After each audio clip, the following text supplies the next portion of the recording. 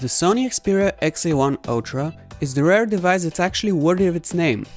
To put it simply, it is gigantic, with a towering frame that puts to shame almost every other smartphone that's currently out there. But while its size might fool you into thinking you're looking at a flagship, on the inside it's actually a pretty conventional mid-ranger.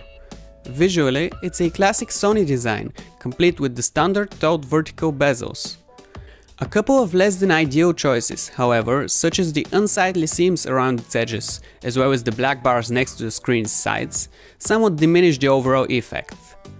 With that said though, the XA1 Ultra is still a solid feeling device. It sits comfortably in one hand and feels pretty sturdy as well, while its non-slippery finish helps a lot in terms of general usability. And as for the big 6-inch screen, while a 1080p resolution may sound small on paper, it's actually completely suitable for everyday use. If you ask Sony, one of the big features of the phone are its cameras, a 23 megapixel shooter on the back and a 16 megapixel one on the front. But while these numbers may look impressive, the reality is that the XA1 Ultra's cameras are pretty much what you would normally expect from a mid-ranger. Okay performance, but with significant room for improvement. The rear one in particular has some serious troubles with its autofocus, which at times can take up to a few seconds to kick in and often misses objects in the foreground. But when it comes to overall user experience, Sony's competitors could stand to learn a thing or two from the XA1 Ultra. Despite its modest MediaTek chipset, it delivers great performance with smooth animations and next to no hiccups.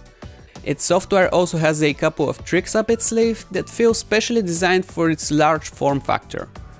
A one-handed mode, similar to the one found in Samsung's Galaxy devices, can be easily accessed with a swipe up from the bottom right corner. And you can also change the size of all on-screen elements, letting you fit more information on the display.